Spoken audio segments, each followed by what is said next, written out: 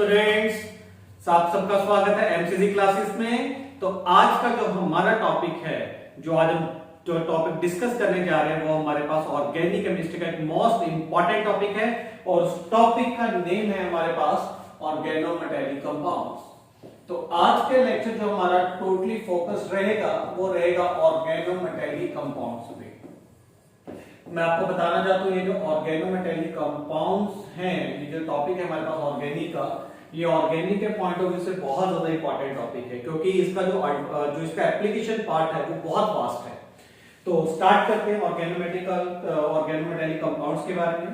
सबसे पहले तो हम इनकी डेफिनेशंस को देखते हैं। डेफिनेशंस के अंदर हम ये देखते हैं कि ये ऑर्गेनोमेटेलिक कंपाउंड बेसिकली होते क्या है। देखिए, ऑर्गेनिक केमिस्ट्री में ऐसा कोई भी कंपाउंड आ जाए जिस कंपाउंड में जो मेटल है ना वो कार्बन से डायरेक्टली अटैच्ड हो, उन कंपाउंड्स को हम लोग ऑर्गेनोमेटेलिक कंपाउंड्स बोलते हैं। तो मैं क्या कह सकता हूं कि ऑर्गेनोमेटेलिक कंपाउंड्स क्या होंगे? Compounds in which metal is directly attached to carbon, in which metal is directly attached to carbon. तो ऐसे कंपाउंड जिसमें मेटल कार्बन के साथ डायरेक्टली अटैच होगी, उन कंपाउंड्स को हम लोग ऑर्गेनोमेटेलिक कंपाउंड्स बोलेंगे। तो जैसे हम लोग ने डेफिनेशंस की, तो समझने के लिए कुछ पर्टिकुलर एग्जांपल्स की मैं यहाँ पे बात करता हूँ। तो एग्जांपल्स देखते हैं। जैसे मान लीजिए फॉर एग्जांपल, एक एग्जांपल ये हुआ आर के साथ। आर मेरे पास कोई भी अल्काइल ग्रुप हो सकता है। आर के साथ मैंने क्या लगा दिया? लिथियम लगा दिया। तो ये मेरे पास ऑर्गेनोमेटेलिक कंपाउंड है, क्योंकि लिथियम डायरेक्टली अल्काइल ग्रुप क्या बेटा? कार्बन कंपाउंड है। तो जो है इस केस के अंदर RNA के अंदर जो लिथियम मेटल है वो डायरेक्टली कार्बन से लिंक्ड है, तो डेफिनेटली कंपाउंड ऑर्गेनोमेटेलिक हो गया। अगर मेरे पास RNA है, अल्काइल ग्रुप के साथ डायरेक्टली सोडियम लग जाए, R के साथ डायरेक्टली R2ZN, जिंक के साथ डायरेक्टली अल्काइल ग्रुप लग जाए, ये भी ऑर्गेनोमेटेलिक कंपाउंड हुआ। RNPH जो कि बहुत फेमस ऑर्गेनिक कंपाउंड है, आप सबने सुना होगा। इस ऑर्गेनोमेटेलिक कंपाउंड्स का नेम होता है हमारे पास ग्रिग्नार्ड रिएजेंट। तो ये बहुत फेमस हमारे पास ऑर्गेनोमेटेलिक कंपाउंड है। क्यों? क्योंकि इसमें मैग्नीशियम जो है वो डायरेक्टली कार्बन से हमारे पास अटैच्ड है। और कंपाउंड्स की बात करें, डाई एल्काइल कॉपर लिथियम। इस कंपाउंड में क्या है? कॉपर के साथ जो कॉपर मेटल है वो डायरेक्टली कार्बन के साथ अटैच्ड है। और इस ऑर्गेनोमेटेलिक कंपाउंड्स का जो नेम है वो है हमारे पास गिलमैन्स रिएजेंट। तो ये हमारे पास कुछ फेमस ऑर्गेनोमेटेलिक कंपाउंड्स हैं, ठीक है, राइट। तो यहां तक सबको बात समझ आ गई ऑर्गेनोमेटेलिक कंपाउंड्स क्या है, और उसका हम लोगों ने कुछ पर्टिकुलर एग्जांपल्स भी देख लिए। तो एग्जांपल्स में कुछ करने का है ही नहीं। आपने क्या करना है? कार्बन कंटेनिंग कोई भी कंपाउंड ले लेना है जिसके अंदर कार्बन डायरेक्टली मेटल से अटैच होगी, वो ऑर्गेनोमेटेलिक कंपाउंड्स का एग्जांपल हमारे पास बन जाएगा। ये करने के बाद डियर, यहाँ पे जो सबसे बड़ा दिक्कत आती है, जिसपे स्टूडेंट बहुत ब्लंडर मिस्टेक कर जाते हैं, वो क्या है? मान लीजिए मेरे पास एक एग्जांपल ये है, सोडियम एल्कोक्साइड, RONA है कंपाउंड्स, ठीक है। अगर मैं यहाँ पे देखूं भी क्या ये वाला कंपाउंड ऑर्गेनोमेटेलिक होगा, तो काफी स्टूडेंट जल्दबाजी में क्या करेंगे? इसको ऑर्गेनोमेटेलिक बना देंगे। क्यों? क्योंकि उनको ये लगेगा मेटल भी और R ग्रुप भी है। अरे डियर, ऐसा थोड़ा है। मैंने ये थोड़ा बोला था कंपाउंड के अंदर मेटल और अल्काइल ग्रुप वो ऑर्गेनोमेटेलिक है। क्या बात करते हो? मैंने क्या बोला था? जिस कंपाउंड के अंदर मेटल डायरेक्टली कार्बन से अटैच्ड होगा उनको ऑर्गेनोमेटेलिक कंपाउंड्स बोलेंगे। तो ये जो RONA कंपाउंड है, सोडियम एल्कोक्साइड कंपाउंड है, इसके अंदर ये जो सोडियम मेटल है माय डियर, वो डायरेक्टली कार्बन से अटैच्ड नहीं है, वो ऑक्सीजन से अटैच्ड है, जिसकी वजह से ये वाला कंपाउंड ऑर्गेनोमेटेलिक कंपाउंड नहीं है। तो आप सबको क्लियर हो गया होगा ये ऑर्गेनोमेटेलिक कंपाउंड्स क्या हैं। तो एक बार इसको समराइज करते हैं। ऑर्गेनोमेटेलिक कंपाउंड वो कंपाउंड्स होंगे जिसमें जो मेटल है वो डायरेक्टली कार्बन से अटैच होगी, राइट डियर। चलिए अब हम बात करते हैं नेक्स्ट। तो ये जो ऑर्गेनोमेटेलिक कंपाउंड्स हैं, इनकी रिएक्टिविटी के बारे में बात करते हैं, ठीक है स्टूडेंट्स। किसके बारे में बात करते हैं? इनकी रिएक्टिविटी को देखते हैं हम लोग। Reactivity of organometallic compounds. Reactivity देखिए, जितने भी ऑर्गेनोमेटेलिक कंपाउंड्स हैं ना यार, ठीक है, आपको पता है ऑर्गेनोमेटेलिक कंपाउंड्स में कार्बन के साथ डायरेक्टली क्या अटैच होता है? मेटल अटैच होता है। ऑर्गेनोमेटेलिक कंपाउंड्स अभी ये है। और कार्बन और मेटल में अगर चेक करें तो डेफिनेटली जो मेटल्स हैं उनकी जो इलेक्ट्रॉन नेगेटिविटी की वैल्यू है वो कम होगी, क्योंकि उनके मेटल के पास मेटल्स है, मेटल तो मेटेलिक कैरेक्टर ज्यादा है, तो जो मेटल्स होती है उनकी इलेक्ट्रॉन नेगेटिविटी कम होती है। जो कार्बन है वो नॉन मेटल है, तो डेफिनेटली इसकी जो इलेक्ट्रॉन नेगेटिविटी की वैल्यू होगी वो हाई होगी। तो कहने का मतलब अगर कार्बन के साथ मेटल अटैच्ड हो जाता है तो इनके बीच में जो बॉन्ड बनेगा वो पोलर नेचर का होगा। क्यों? क्योंकि इनके बीच में हमें अच्छा खासा इलेक्ट्रॉन नेगेटिविटी का डिफरेंस दिखाई देगा। तो अगर बॉन्ड ऐसे दो एटम्स के बीच में बना हुआ है जिनके बीच में इलेक्ट्रोनेगेटिविटी का डिफरेंस है, तो डेफिनेटली बोल सकता हूं कि ये जो बॉन्ड होगा इसका नेचर क्या होगा? पोलर। Right everyone? ओके, अब ये तो क्लियर हुआ भी कार्बन और मेटल का जो बॉन्ड है वो पोलर है हमारे पास। अब जितनी ऑर्गेनोमेटेलिक कंपाउंड्स हैं स्टूडेंट्स, अगर हम उनकी रिएक्टिविटी की बात करें, उनकी जो रिएक्टिविटी है वो डायरेक्टली प्रोपोर्शनल होती है आयनिक कैरेक्टर, या फिर मैं ऐसे बोल सकता हूं बिल्कुल directly proportional to ionic character of organometallic compound. Ionic character of organometallic compound, तो जितना ऑर्गेनोमेटेलिक कंपाउंड के पास जितना आयनिक कैरेक्टर ज्यादा होगा उतनी रिएक्टिविटी ज्यादा होगी। या फिर मैं इसको इस तरीके से रिलेट कर सकता हूं यार, आप सोच के देखिए आयनिक कैरेक्टर कब ज्यादा होगा? जब इनके बीच में जो इलेक्ट्रोनेगेटिविटी डिफरेंस है वो ज्यादा हो अपने पास। तो बोल सकते हैं कि जो रिएक्टिविटी होगी वो डायरेक्टली प्रोपोर्शनल होगा electronegativity difference between carbon and metal. तो जितना कार्बन और मेटल्स के बीच में जितना इलेक्ट्रोनेगेटिविटी डिफरेंस ज्यादा होगा उतना बॉन्ड ज्यादा पोलर होगा, उतना आयनिक कैरेक्टर ज्यादा होगा, और जितना आयनिक कैरेक्टर ज्यादा होगा उतना ऑर्गेनिक मेटेलिक कंपाउंड्स की रिएक्टिविटी भी ज्यादा होगी। ये किसका ध्यान रखना आप सबने? मोस्ट इंपॉर्टेंट है यार। मैं आपको बताता हूं, जैसे मान लीजिए हम यहाँ पे दो कंपाउंड्स की रिएक्टिविटी को कंपेयर करते हैं। मैंने एक ऑर्गेनोमेटेलिक कंपाउंड ले लिया एल्काइल लिथियम, मान ये ले लिया, और एक ऑर्गेनोमेटेलिक कंपाउंड ले लिया मैंने ग्रेनाइट RnEx। ये दो मेरे पास क्या है? कंपाउंड्स हैं, ठीक है, दो ऑर्गेनोमेटेलिक कंपाउंड्स हैं। अब दोनों की रिएक्टिविटी को देखना है, तो दोनों की रिएक्टिविटी को देखने का तरीका क्या है? आपको पता है बॉन्ड पोलर है, ठीक है, तो पोलर है तो मुझे बस ये चेक करना है जिस केस में एल्काइल ग्रुप, या मैं बोल सकता हूं कार्बन और मेटल, जिस केस में कार्बन और मेटल के बीच में इलेक्ट्रोनेगेटिविटी डिफरेंस ज्यादा होगा वो ज्यादा रिएक्टिव होगा। तो कर लेते हैं, इसको करने का तरीका क्या है? मनीष सर के साथ जुड़े हुए तो हर चीज को बहुत सिंपलीफाई करके चलेंगे यार। अगर मैं यहां पे बात करूं, ये जो लिथियम है स्टूडेंट, लिथियम की इलेक्ट्रोनेगेटिविटी होती है 1.0। कितनी? 1.0 लिथियम की इलेक्ट्रोनेगेटिविटी की वैल्यू। और ये थोड़ा सा लाइट सा दिखाई दे रहा है तो इसको हम लोग इरेज कर देते हैं। यहाँ पे मैं कोई दूसरा कलर कॉम्बिनेशन यूज कर लेता हूं ताकि आप लोगों को क्लियर कट दिखाई दे। यहाँ पे लिथियम की जो इलेक्ट्रोनेगेटिविटी की वैल्यू होती है 1.0, और जो कार्बन है, कार्बन की इलेक्ट्रोनेगेटिविटी की वैल्यू होती है 2.5। राइट, अब इस तरफ देखते हैं, मैग्नीशियम जो है उसकी इलेक्ट्रोनेगेटिविटी की वैल्यू है 1.2 और कार्बन की जो इलेक्ट्रोनेगेटिविटी होती है वो 2.5। तो इनके बीच में तो इलेक्ट्रोनेगेटिविटी का जो डिफरेंस आ रहा है वो आ रहा है 1.5 का। 1.5 का इलेक्ट्रोनेगेटिविटी का डिफरेंस आया। अगर ग्रेनाइट में चेक करें तो यहां पे इलेक्ट्रोनेगेटिविटी का डिफरेंस जस्ट 1.3 का है। तो आप बताइए किसमें इलेक्ट्रोनेगेटिविटी का डिफरेंस ज्यादा हुआ? तो ये जो एल्काइल लिथियम है इसके अंदर इलेक्ट्रोनेगेटिविटी डिफरेंस ज्यादा आ रहा है। तो इसका मतलब अगर मैं रिएक्टिविटी को कंपेयर करूंगा तो डेफिनेटली हम सभी ये बात बोलेंगे सर 1 की रिएक्टिविटी सेकंड से ज्यादा है। क्यों ज्यादा है? क्योंकि फर्स्ट के अंदर जो इलेक्ट्रोनेगेटिविटी का डिफरेंस है वो सेकंड के कंपैरेटिवली ज्यादा होगा, जिसकी वजह से जो फर्स्ट की रिएक्टिविटी है वो सेकंड से ज्यादा है। ऐसे आप हर ऑर्गेनोमेटेलिक कंपाउंड की रिएक्टिविटी को कंपेयर कर सकते हैं। यहां तक बात सबको क्लियर हुई? ओके स्टूडेंट्स, चलिए अब देखते हैं अब आगे क्या चीज सोचने वाली।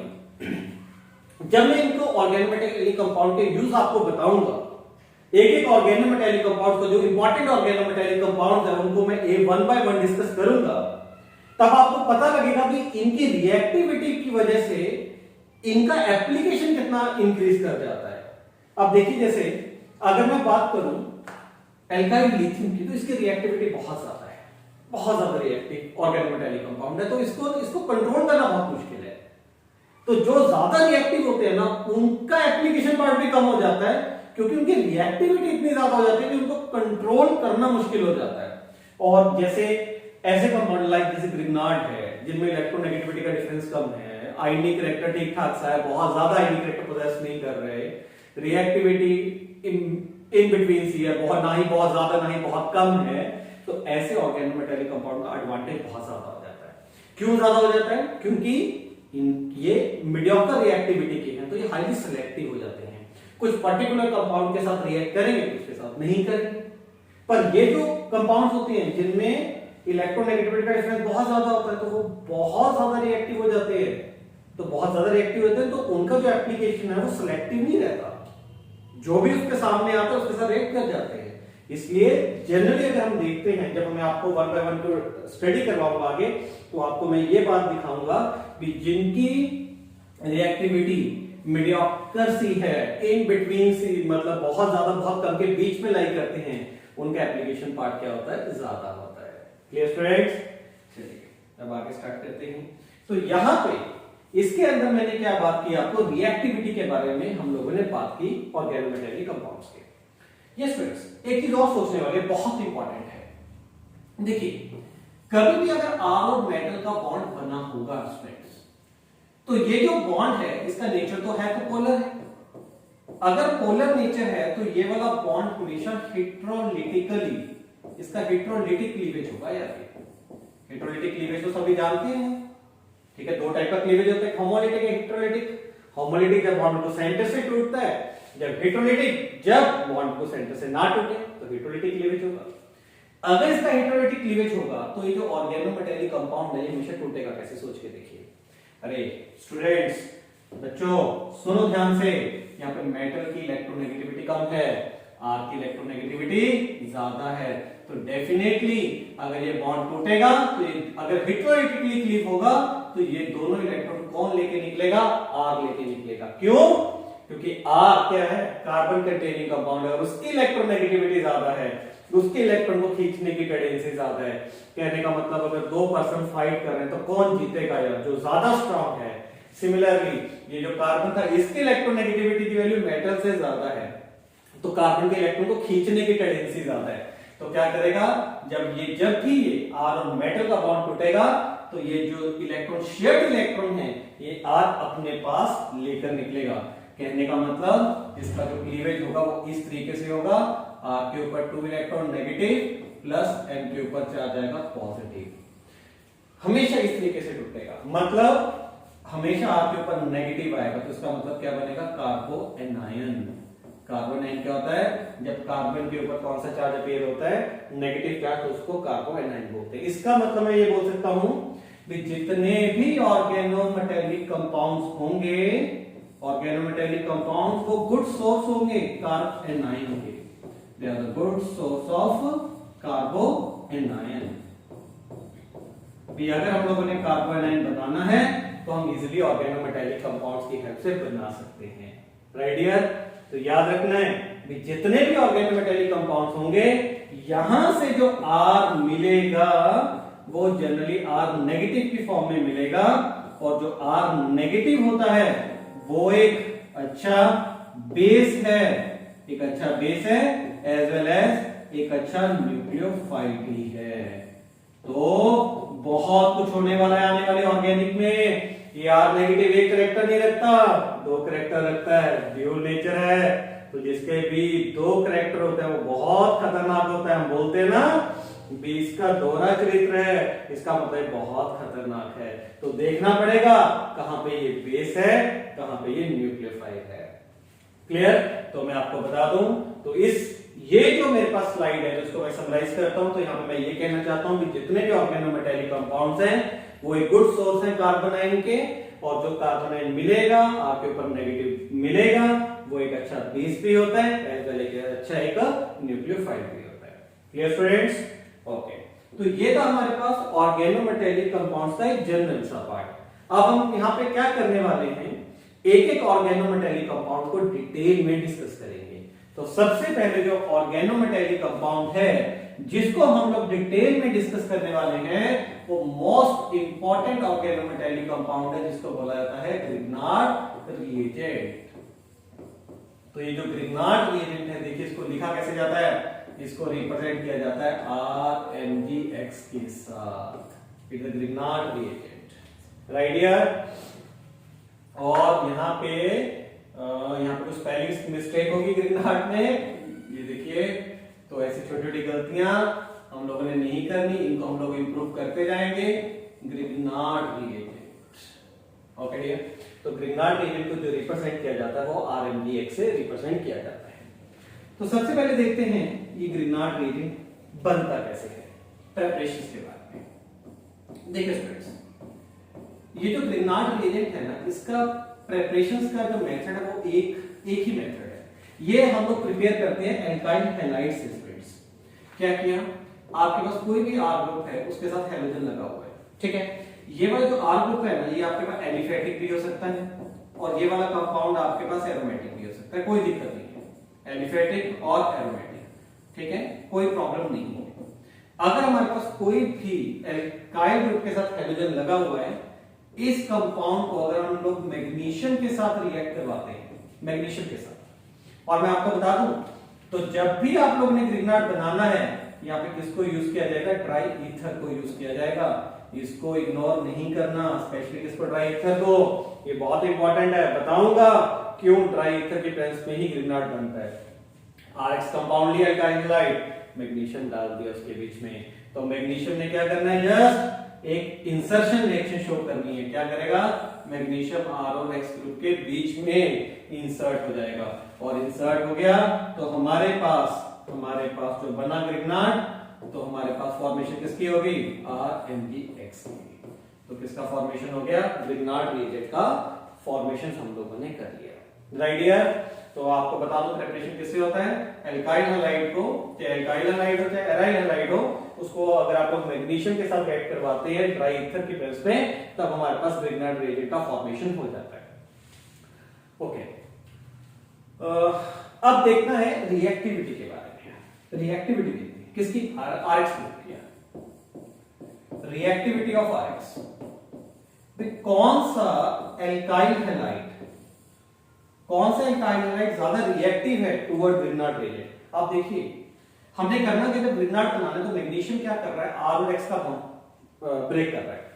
तो इसका मतलब जो रिएक्टिविटी है ना, जो रिएक्टिविटी है ग्रिग्नार्ड बनाने की, वो इनवर्सली प्रोपोर्शनल है किसके, bond energy of CM bond. तो जितना कार्बन और मेटल का बॉन्ड, जितना कार्बन और मेटल के बॉन्ड की बॉन्ड एनर्जी कम होगी, बॉन्ड एनर्जी उसकी कम होगी जिसका बॉन्ड वीक होगा यार। तो सिंपल तरीके सोच के देखिए, जितना कार्बन और मेटल में यहाँ पे लिख गया, यहाँ पे आएगा कार्बन और X क्लियर।